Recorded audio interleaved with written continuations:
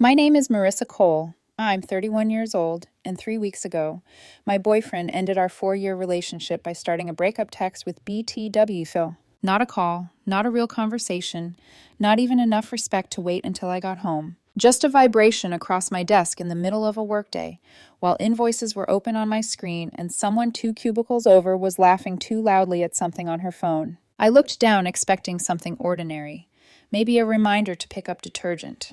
Maybe one of Victor's passive-aggressive questions about dinner.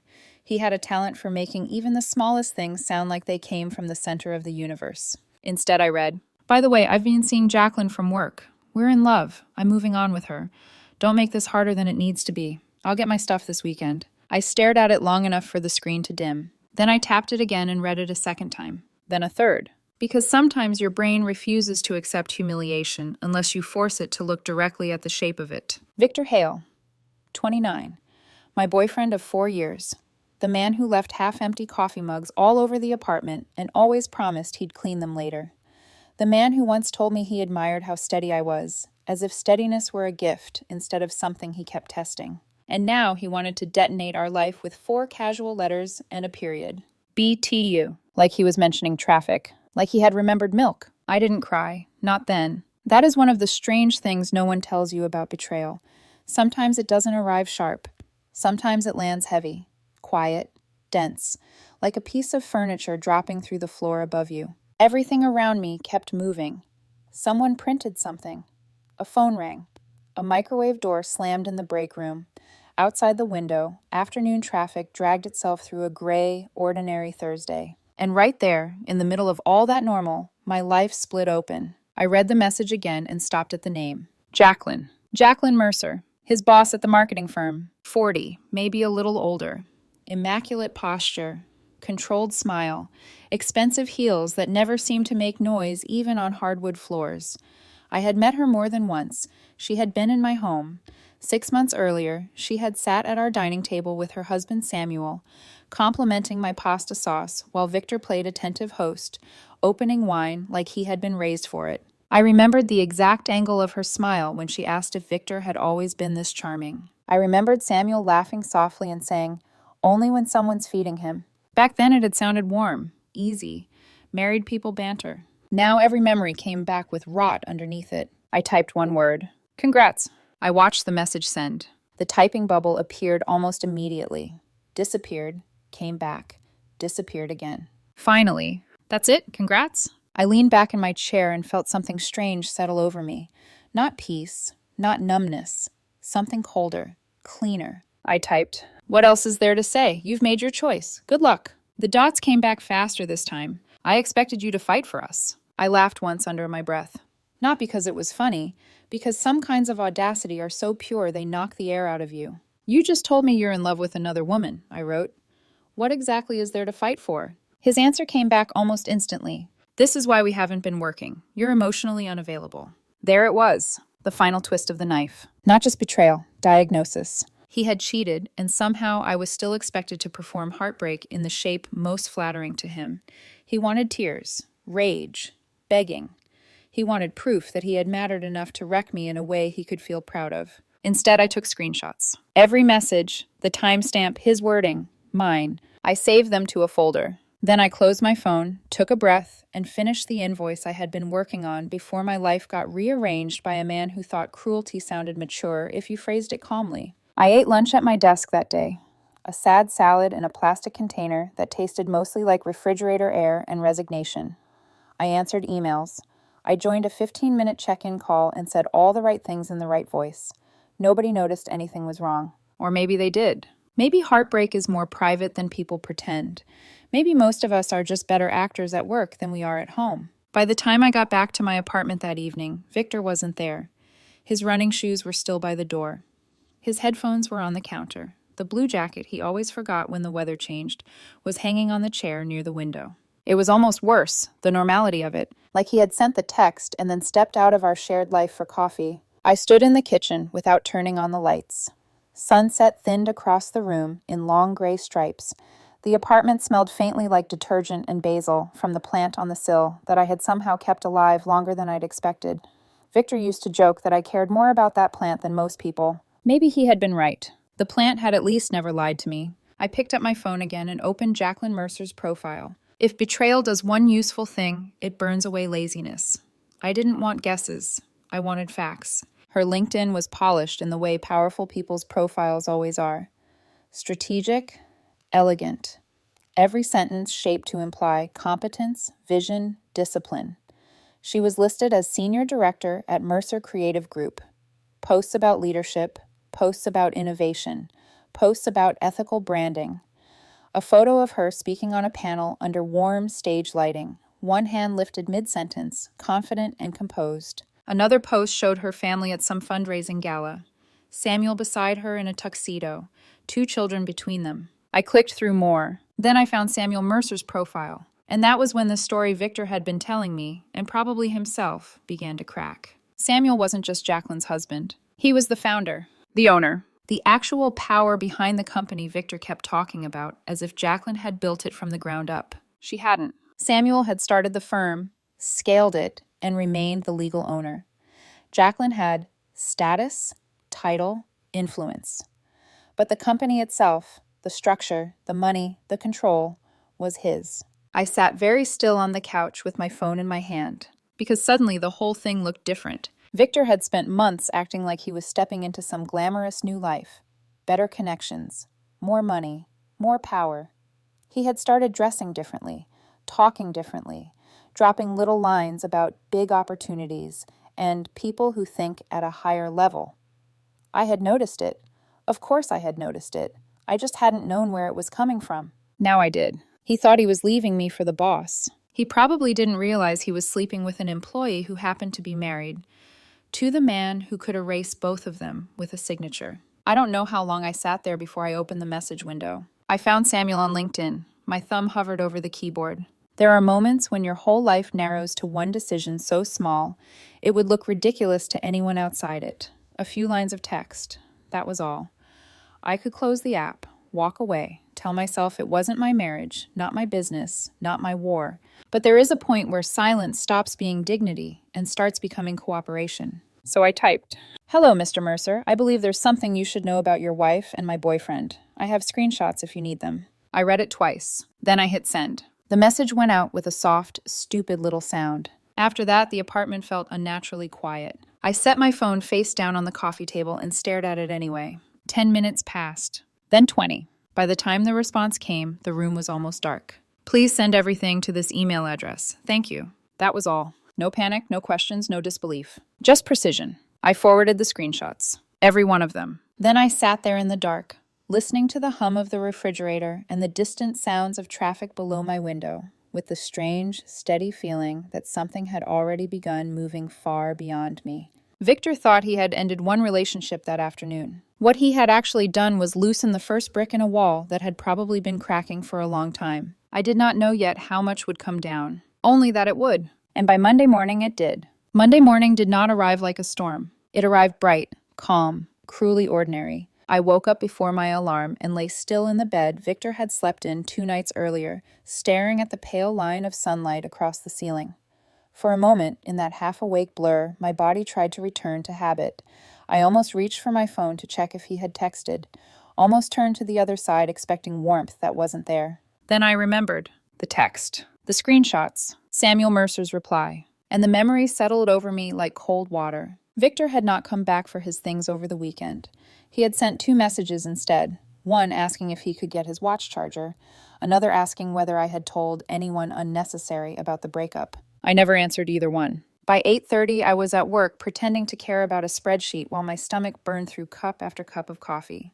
I kept my phone face down next to my keyboard, but every time it buzzed, my pulse kicked hard anyway. At 9:17, it finally lit up with a message from Leah, an old college friend who now worked in accounts payable at Mercer Creative Group. We weren't close enough for weekend brunches or long confessions, but we were close enough for the kind of professional friendship built on shared deadlines, industry gossip, and the occasional lunch where people say more than they intended. Her message was short. "Are you sitting down?" I looked at it for 3 full seconds before answering. "Yes, what happened?" The typing bubble appeared immediately, then stopped, then started again. Finally, Samuel came in with a lawyer and security. I leaned back in my chair so suddenly it rolled half an inch. The office around me blurred. I typed with one hand. Tell me everything. Her response came in fragments, one after another, like someone trying to relay the scene while it was still unfolding. He went straight to Jacqueline's office. Victor was in there. Door closed. Another message. People noticed because security was already on the floor. Nobody said anything at first. It got quiet. Weird quiet. Then, one of the assistants heard Samuel say Victor's full name in that low voice people use when they're furious enough not to raise it. I could see it too easily. The glass walls, the expensive furniture, the polished wood desk Victor used to describe with awe. Like sitting near it made him important by association. Jacqueline in one of her immaculate blazers, Victor leaning too comfortably in a place that was never really his, and Samuel walking in knowing exactly what he had come to do. Leah called me 2 minutes later. I answered on the first ring and pressed the phone tight to my ear. Her voice came low and fast. Okay, this is what I got from Nina, who was right outside when it happened. I stood up and crossed to the empty copy room, shutting the door behind me. Go! Leah took a breath. Samuel walked in with his attorney and 2 security guards. He didn't yell. Apparently that made it worse.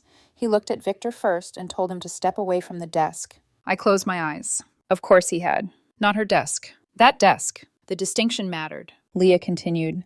Victor tried to act confused.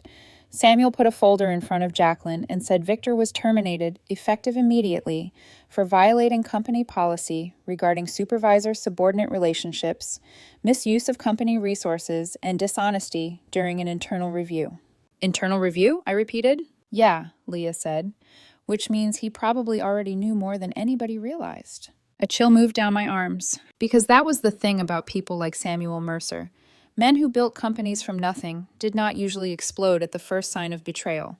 They collected facts. They made calls. They checked logs. They waited until the knife was sharp enough to use once. And Jacqueline? I asked. Leah let out a breath that was almost a laugh, but not amused. He told her she was suspended pending final action, and then the lawyer handed her divorce papers right there. My fingers tightened around the phone. Jesus. No, wait, Leah said. It gets worse. Victor apparently looked at her like she was supposed to fix it, like this was still somehow a meeting she could control. I could picture that too. Victor's confidence had always been highly dependent on who he thought was protecting him. He loved power. He just preferred borrowing it. What did she say? I asked. Nina said Jacqueline stood up and told Samuel he was humiliating her in front of staff. The words landed almost elegantly in my mind. Not you're mistaken. Not this isn't what it looks like. Just you're humiliating me. As if humiliation were the real offense. And Samuel? I asked quietly. Leah's voice sharpened with the thrill of repeating something unforgettable. He told her she had humiliated herself and he was just ending her access. For 1 second I couldn't speak. Something inside me, something bruised and raw since Thursday afternoon, shifted. Not healed, not relieved, but steadied. Because for the first time since Victor's text, I was no longer alone inside the knowledge of what he had done. The truth had crossed the room. It had taken shape in other mouths. It was becoming real in public, where liars can't control the lighting. Leah kept going. Security escorted Victor out first. He tried to take his laptop. I actually smiled then, small and without warmth. And one of the guards stopped him. Victor said he had personal files on it, and Samuel told him that was another mistake he should have thought through earlier. I let out a breath through my nose. Jacqueline didn't go quietly either, Leah said. She started saying this was retaliation, that adults are allowed to have personal relationships. Samuel reminded her adults are also expected not to conduct those relationships using company email, company offices, company travel accounts, and company time. My head lifted. Travel accounts? That's what Nina heard. That detail stayed with me, because affairs are one kind of betrayal. But money leaves a different stain. I walked to the narrow window in the copy room and looked down at the parking lot 3 floors below, full of ordinary cars parked in neat, harmless lines. Above me, fluorescent lights hummed. Below me, people moved with coffee cups and tote bags and access badges and no idea that 2 lives had just cracked open in a corner office 20 minutes away. Did Victor say anything else? I asked. Leah laughed once, sharp. Oh, yes. Apparently he said he and Jacqueline were in love. There it was. That word again. Love, dragged out like a shield by people who only seemed to believe in consequences when they were happening to somebody else. And Samuel? I asked. Leah paused, savoring it. He said they could enjoy it off company property. I put one hand over my mouth. Not because I was shocked, Because I could suddenly see Victor's face so clearly. The first blank disbelief, then anger, then that frantic scramble for footing he always did when charm stopped working. Leah lowered her voice. People are already talking. Half the floor saw security walk him through reception. Jacqueline stayed in the office with the lawyer for another 15 minutes, then left through the side exit. Did she look upset? According to Nina, she looked like someone who had just realized the room she usually controlled no longer belonged to her. We stayed on the phone another minute, trading fragments and filling in edges, but the heart of it was already clear. It had happened. Not later, not someday. Now. By noon, Victor called me. I let it ring once, twice, 3 times. Then I answered. His voice hit my ear already frayed with rage. What the hell did you do? No hello, no hesitation, just accusation, exactly as I had expected. I sat down on the edge of the copy room table and crossed one ankle over the other. I told the truth to someone who had a right to know. You had no right to interfere in my life. A strange calm moved through me then, smooth as glass. Your life? I said. You ended our relationship by text and moved in on a married woman at her husband's company. You made it my life. He exhaled hard. You're enjoying this. I looked at my reflection in the dark window beside the copier, pale office lighting, tired eyes, mouth set in a line sharper than it had been a week ago. No, I said, I'm understanding it. He went quiet for half a beat, then lower. You have no idea what you've started. Maybe that was meant to frighten me. Maybe a week earlier it would have. But all I could think was that Victor still believed he was at the center of this story, still believed he was the most dangerous thing in it. He wasn't. Samuel Mercer was. The truth was. And somewhere beneath all of that, the first deeper crack was beginning to show. Because men like Victor didn't implode all at once. They unraveled in layers. And I had a feeling Monday morning was only the first one. Victor showed up that evening. Not alone. Of course not alone. If there was one thing Victor had always been consistent about, it was this. He never entered a situation where he might lose control without bringing someone who could tilt it back in his favor. This time it was his mother. I opened the door and saw them standing there together. Victor looked different. Not physically, not yet. Same clothes, same posture, same carefully careless way of standing, like the world would always adjust itself around him. But something underneath had shifted. There was tension in his jaw now. Tightness around his eyes, the kind that comes from realizing for the first time that consequences are not theoretical. His mother, Diane Hale, stood slightly in front of him, as if she were the one leading this conversation before it even began. She gave me a tight smile. We need to talk. Not can we talk. Not is this a good time. Need. Like I still owed them access. I stepped aside, not because I was intimidated, because I was curious. Come in. They walked into the apartment like nothing had changed. Like this space still belonged to all of us equally. Diane's eyes moved quickly, scanning furniture, walls, the small details people notice when they are already calculating value. Victor didn't sit. He stayed standing in the middle of the living room, hands on his hips, like he was trying to decide which version of himself would win this conversation. Angry, wounded, or reasonable. Diane chose for him. You need to fix this, she said. I closed the door behind them and leaned against it. Fix what? She exhaled, already irritated that I wasn't cooperating with the script she had brought with her. This situation you created. Victor lost his job. That woman is threatening legal action. This has gone too far.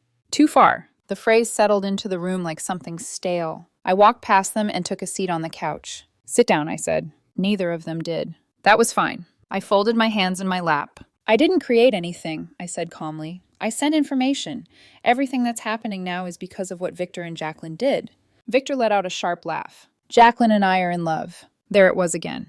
That word, like repeating it often enough, might turn it into a shield instead of what it actually was. A story they were telling themselves to make the damage feel meaningful. I tilted my head slightly. You keep saying that like it cancels everything else. His expression flickered. Just for a second. Diane stepped forward, her tone sharpening. You sent private messages to a husband. That's malicious. That's vindictive. I looked at her. Really looked at her. At the certainty in her face. The complete absence of doubt. You mean I told a man his wife was cheating on him? I said. With evidence. You took it out of context. I almost smiled. The context, I said slowly, was Victor telling me, by the way, I've been seeing Jacqueline. We're in love. I'm leaving you for her. What context would improve that? Victor ran a hand through his hair, pacing now. You didn't have to get him involved. No, I said. You did that when you chose a married woman. He stopped pacing. turned to face me. "And what, you just couldn't handle it?" he snapped. "You couldn't stand that I chose someone else?" There it was, the version of reality he needed. Not that he had lied, not that he had betrayed, but that I had failed to compete. I leaned back slightly, studying him. "You didn't choose someone else," I said quietly. "You chose consequences you didn't understand." That landed harder than anything else I had said. I saw it in the way his shoulders stiffened, in the way his eyes shifted, just for a moment, toward his mother. Diane stepped in quickly, trying to regain control. "Enough of this," she said.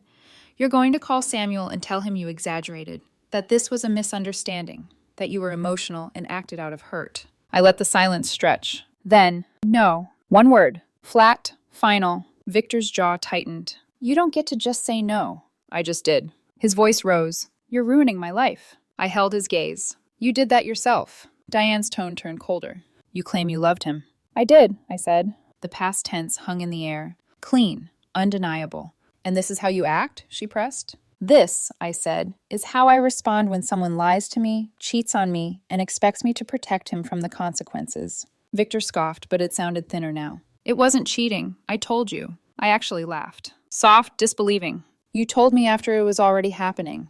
That's not honesty. That's a confession you didn't have the courage to make sooner." He opened his mouth, closed it. For a second, there was nothing. Then Diane shifted tactics. I watched it happen. Watched her recalculate. Her voice softened slightly. "Victor is in a difficult position now," she said. "That woman, Jacqueline, she's being targeted unfairly. They're both under a lot of pressure, legal pressure." Ah, there it was. We had arrived at the real reason for the visit. I waited. Diane continued. "They need help." I didn't speak. Victor stepped forward now, filling the silence. "We're being sued," he said, "for an insane amount. It's not even justified." "How much?" I asked. He hesitated. Then, 200,000. The number didn't shock me. What shocked me was how quickly he moved past it, as if saying it out loud didn't require understanding it. "And," I said. He frowned. "And we need to fight it." "We?" I repeated. He gestured vaguely around the apartment. "You owe me." That was the moment something inside me clicked fully into place. Not anger, not sadness. Clarity. "I owe you," I repeated slowly. "Yeah, 4 years. Shared life. Shared expenses. That furniture, half of it is mine." I let my gaze drift, just briefly, across the room. The couch I had picked. The table I had paid for. The shelves I had assembled alone on a Sunday while he rested. Then I looked back at him. "No," I said, "it isn't." His expression hardened. "We lived together." "You lived in my apartment," I said. "My name is on the lease. I have the receipts for everything in this room." Diane stepped in again, sharper now. "This is petty." "No," I said, "this is accurate." Victor's voice dropped. Dangerously quiet. "You're really going to leave me with nothing?" I met his eyes. "You left me, remember?" Silence. Heavy. Then Diane, with one final attempt. "You're destroying his future." I shook my head once. "No, I'm just not saving it." That was the moment the conversation ended. Not officially. Not with a clear goodbye. But something had snapped. Victor looked at me like he was seeing me for the first time. Not as someone he could persuade. Not as someone he could guilt. But as someone he had lost control over completely. They moved toward the door. Diane first. Victor lingering half a second longer. "This isn't over," he said. There was something different in his voice now. Not confidence. Not exactly. Something thinner. Something that needed to sound strong. I didn't respond. I just watched him. He left. The door closed. And for a long moment, the apartment was quiet again. I stood there listening to it. Then I reached into my pocket, pulled out my phone, and checked the recording. Still running. Every word. Every threat. Every expectation laid out clearly in their own voices. I stopped it. Saved the file. Because something told me this wasn't finished. Not even close. The next morning, I found a long, deep scratch carved across the side of my car. Clean, deliberate. From the front door to the back light, I stood there in the parking lot, keys in my hand, staring at it while the early sun caught the raw metal underneath. No note, no camera angle that covered that exact spot. No proof, just damage. And a message that didn't need to be written out loud. I took pictures, filed a report, went to work. Because that's the thing about people who think consequences are optional. When reality finally reaches them, they don't accept it. They escalate. And something told me Victor and Jacqueline were just getting started. The fundraiser was the first thing that made me laugh. Not a real laugh. Not relief. Something sharper than that. The kind of laugh that slips out when something is so detached from reality it almost feels like a performance. Victor sent it to me himself. No message. Just a link. I stared at it for a second before opening it. The title read, Help Us Fight Corporate Abuse and a Vindictive Ex. I leaned back in my chair at work, one hand still on the mouse, and read every word slowly. According to them, they were victims. Victims of power, victims of jealousy, victims of a controlling CEO who couldn't accept that true love had formed inside her company. There was a paragraph about emotional suffering, a paragraph about financial hardship, a paragraph that described me, without using my name, as someone who had maliciously interfered in a private matter. I read that part twice. Then I clicked on the amount raised, $127. I let out a breath through my nose. Not enough to matter. Just enough to be embarrassing. By the end of the day, the page was gone. Terms of service violation. I didn't even need to guess why. But what stayed with me wasn't the failure. It was the belief behind it. They truly thought people would side with them. That if they told the story a certain way, softened the edges, changed the order, removed the parts that made them look small, they could step out of the consequences and into sympathy. They still didn't understand what had actually happened. Or maybe they did, and just refused to accept it. By midweek, the messages started again. Victor first, then Jacqueline. Different tones. Same desperation. Victor's came in short bursts. She's taking everything. The house isn't even in her name alone. This is insane.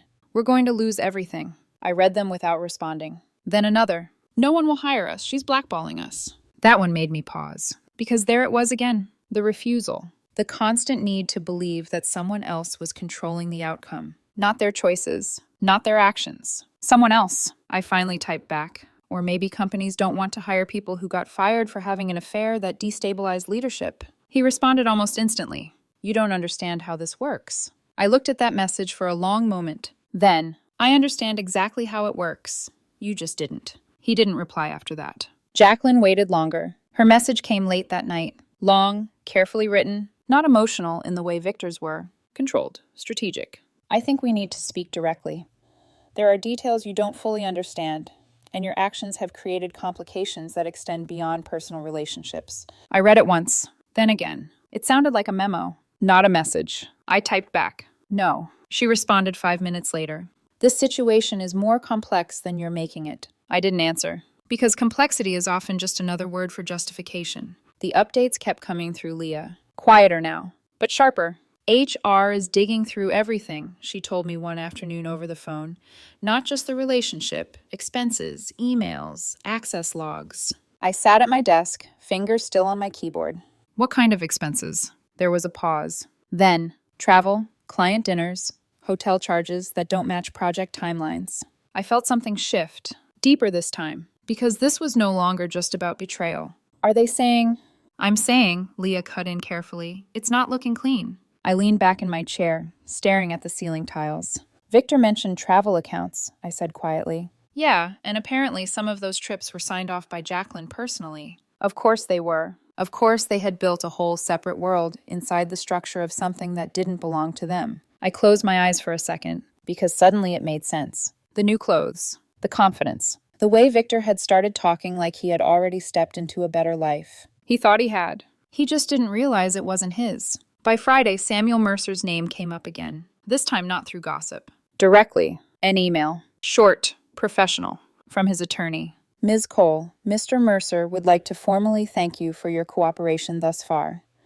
We are currently preparing for potential legal proceedings and would like to know if you are willing to provide a statement regarding your knowledge of Mr. Hale and Ms. Mercer's conduct during your relationship. I read it twice, then a third time. The words were precise, careful, nothing unnecessary. But underneath them, I could feel the weight of what was being asked. Not just confirmation. Documentation. Evidence. I sat there for a long time before replying. Not because I was unsure, because I understood exactly what this meant. This was no longer just something that had happened to me. This was something that had grown beyond me. Into contracts. Into law. Into consequences that didn't disappear when people stopped answering their phones. I typed, yes, I'm willing to cooperate. Sent. Closed my laptop. And for the first time since Thursday, I felt something settle completely. Not relief. Not satisfaction. Something steadier. Like the ground had finally stopped shifting under my feet. That night, Victor called again. I almost didn't answer. Almost. But something in me wanted to hear what he sounded like now, after everything.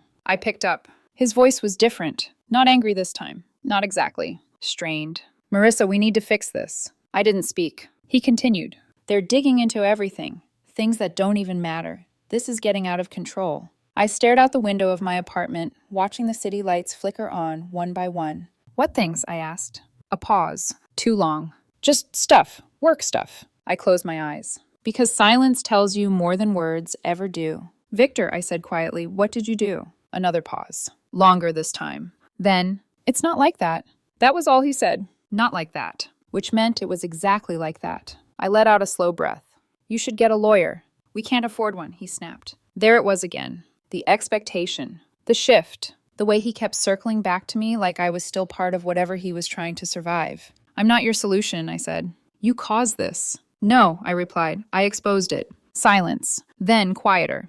You didn't have to. I looked at my reflection in the glass. Faint, blurry, steady. Yes, I said, I did. He hung up. That night, I didn't check my phone again. Didn't open any messages. Didn't replay the conversations in my head the way I had been doing for days. I made tea, sat on the couch, let the quiet settle around me. Because something had changed. Not in them. In me. I was no longer reacting. No longer trying to understand. No longer wondering if I had done too much. I knew exactly what I had done. And more importantly, I knew exactly what I hadn't done. I hadn't lied. I hadn't cheated. I hadn't taken something that didn't belong to me. They had. And now, finally, it was starting to matter.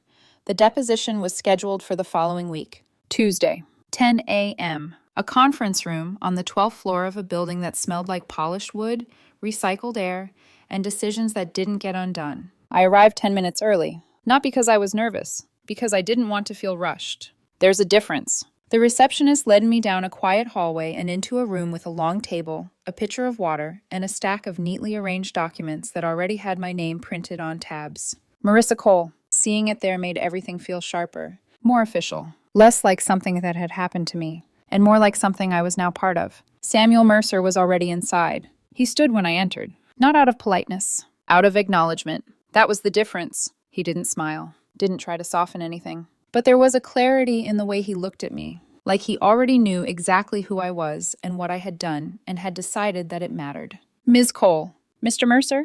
We shook hands. His grip was firm, measured. Nothing performative about it. His attorney gestured for me to sit. We began. The questions started simple. Timeline. Dates. When I first noticed changes in Victor's behavior. When I received the message. What exactly it said. I answered everything clearly. Precisely. Because the truth is easy to repeat when you don't have to reshape it. They asked about Jacqueline. How many times I had met her. What I remembered from those interactions. Details. Tone of voice. Body language. The way she spoke about Victor. The way Victor spoke about her. I told them. All of it. And then the questions shifted. Subtly. But unmistakably. Did Mr. Hale ever mention business opportunities connected to Miss Mercer? Yes. What kind of opportunities? Promotions. Salary increases. Leadership roles. Did he have authority over those decisions? No. Did he believe he did? A pause. Then, yes. The attorney made a note. Looked up. Did he ever discuss financial benefits tied to these opportunities? Yes. How specifically? He implied his income would increase significantly, that he would have access to higher-level clients, that his position was evolving. Another note. Then, did you ever observe inconsistencies between what he claimed and what appeared to be reality? I let out a small breath. Yes. Can you give an example? He started spending more, dressing differently, talking about things he hadn't actually secured yet. It felt like he was living in a version of the future that hadn't happened. Samuel watched me carefully as I said that, not interrupting, not reacting, just listening, the way someone listens when they're not trying to control the outcome. Then came the part that changed everything. The attorney slid a document across the table. Ms. Cole, are you familiar with these transactions? I looked down. Hotel charges, restaurant bills, travel expenses, dates, locations, and then names. Victor's, Jacqueline's. I felt something cold move through me. These weren't business trips, I said quietly. No, the attorney replied. They were not. I flipped through the pages. More entries, more patterns. Repeated, consistent. Not mistakes, not one-offs. A system. They used company funds. Yes. The word landed flat, heavy. I looked up. Victor told me these were work-related. He would have needed them to appear that way, the attorney said calmly. I sat back slowly, because suddenly everything aligned. The confidence. The certainty. The way he had spoken about his future like it was already guaranteed. It wasn't just arrogance. It was built on something. Something he thought was invisible. Something he thought no one would trace back. Until now. The questions continued. Hours blurred. Details layered on top of details. By the end of it, the story had shifted completely. This was never just about an affair. It was about access, control, money, and two people who believed they could use all three without being seen. After the deposition ended, Samuel walked me out himself. We stopped just before the elevator. For a moment, neither of us spoke. Then he said, "You didn't have to come forward." I looked at him. "Yes," I said, "I did." He nodded once, not arguing, not thanking me again, just accepting the answer. Then, they didn't just betray people, they believed they were entitled to what wasn't theirs. I held his gaze. I know. The elevator doors opened. I stepped inside. And that was it. No dramatic ending. No emotional closure. Just a quiet understanding. That whatever this had started as, it was no longer small. Victor called me that night. Again. I almost expected it. Like some part of him could feel the walls closing in and didn't know where else to go. This time, I answered immediately. "Marissa," he said, voice tight. "You talked to them." "Yes." "You told them everything." "Yes." A sharp exhale. "You don't even know what they're accusing us of." I didn't respond. Because now, I did. "They're twisting things," he continued. "It wasn't like that." I closed my eyes. There it was again. "Not like that." "It was exactly like that," I said. Silence. Then lower. "They're talking about criminal charges." I didn't react outwardly. Inside, something settled even deeper. "Then you should take that seriously." "You don't understand," he snapped. "This could ruin my life." I let that sit. Then, "You said that before." Another silence. Longer.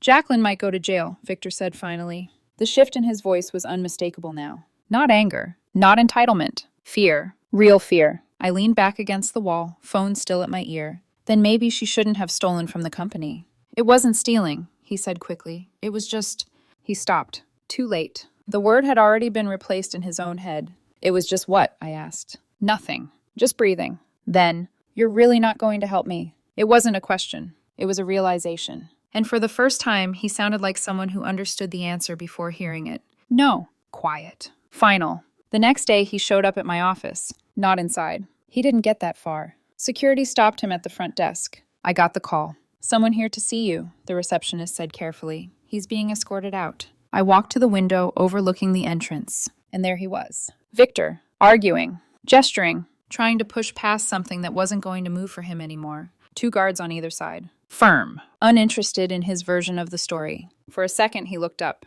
like he could feel me there. Our eyes didn't meet. Not exactly. But something passed across the distance. Recognition. Final. Then they let him out, and he didn't come back. That was when I knew. This wasn't spiraling anymore. It was collapsing, and there was nothing left to hold it up. The collapse didn't happen all at once. That's what surprised me. For something that felt so explosive in the beginning, the ending was quiet. Gradual, like watching a structure sink into itself piece by piece until one day you realize there's nothing left standing. The updates came less frequently after that. Not because things had settled, but because there was less to say. Everything important had already been exposed. Now it was just consequences moving through the system. Slow, precise, unavoidable. Leah called me one afternoon, her voice lower than usual. "It's bad." "How bad?" A pause. Then, "They're pushing forward with criminal charges." I didn't ask which ones. I already knew enough. "Victor," I asked. "He's implicated, not the main target, but involved enough." I closed my eyes for a second. Because this was the part people don't imagine when they make reckless choices. Not the moment, not the thrill, the aftermath, paperwork, investigations. People with calm voices and folders full of evidence. "What about Jacqueline?" I asked. Leah exhaled. "She's done. Professionally, I mean. Even if she avoids jail, no one's touching her after this." I nodded, even though she couldn't see me. Because reputation doesn't collapse like emotion. It erodes. And once it's gone, it doesn't come back. Victor stopped calling after that. Not because he accepted anything. Because he had run out of angles. No more anger. No more guilt. No more attempts to pull me back into something that was never mine to fix. The silence he left behind felt different from the one after his text. That one had been sharp. This one was empty. A few days later, I saw it by accident. Scrolling. A photo. Victor, standing outside a small building with a faded sign. Call center. His smile looked forced. His caption was worse. New beginnings. I stared at it longer than I expected. Not because I missed him. Because I remembered the version of him who used to talk about corner offices and executive meetings and thinking bigger. And now, this. Not failure. Not even punishment. Just reality. Stripped of everything he had borrowed to feel important. Jacqueline disappeared completely. No posts. No updates. Her profile still listed her old position. Still polished, still intact, but empty, like a stage after the lights go out. Samuel, on the other hand, moved forward. Efficiently, decisively. Leah told me he promoted internally, brought in new leadership, closed deals, 3 major clients within the following weeks. People respect how he handled it, she said. Didn't hide anything, didn't drag it out, just remove the problem. I understood that, because that's what this had always been, at its core. Not drama, not revenge. A problem, and he had solved it. The thank you card arrived on a Thursday. Plain envelope. Neat handwriting. Inside, a simple note. Thank you for having the courage to tell the truth. My children and I are better off knowing who he really was. And a gift card tucked underneath. I held it for a moment longer than necessary. Not because of the gesture, because of the weight behind it. Truth isn't kind. It doesn't protect people. It reveals them. And once that happens, everything else follows. Victor's last message came a week later. I hadn't blocked him yet. Not out of attachment. Out of indifference. It read, I hope you're happy. You got your revenge. I looked at it, read it twice, then set my phone down. Because that word, revenge, was easier for him to live with than the truth. Revenge means someone did something to you. Consequences mean you did something yourself. I picked up the phone again. Typed one line. I didn't do anything to you. I just stopped protecting you. Then I blocked him. Not dramatically. Not with anger. Just done. My life didn't transform overnight after that. There was no sudden glow. No cinematic reset. Just small things returning to their proper places. The apartment felt different. Not emptier. Lighter. Like the air had been holding something heavy for a long time and finally let it go. I moved things around. Got rid of what didn't belong to me. Kept what did. Which it turned out was almost everything. Work got better. Not easier, but clearer. I stopped checking my phone every few minutes. Stopped replaying conversations. Stopped wondering if I had done too much. Because I hadn't. I knew that now. A few weeks later, I met someone. Nothing dramatic. No instant connection. Just conversation. Honest. Direct. The kind that doesn't need performance to feel real. And for the first time in a long time, that was enough. Sometimes people still ask me, not directly, but in that careful way people use when they want to understand without saying what they're really thinking. Did you go too far? Was it worth it? Do you regret it? I always give them the same answer. Number. Because I didn't destroy anything. I didn't lie. I didn't cheat. I didn't take something that wasn't mine. I told the truth. Once. To the right person. At the right time. Everything that happened after that was already waiting to happen. Victor thought he was leaving one life for a better one. Jacqueline thought she could control both. They both thought they were untouchable. Turns out, they were just standing in the wrong place when the truth finally showed up. And when it did, there was nowhere left to hide.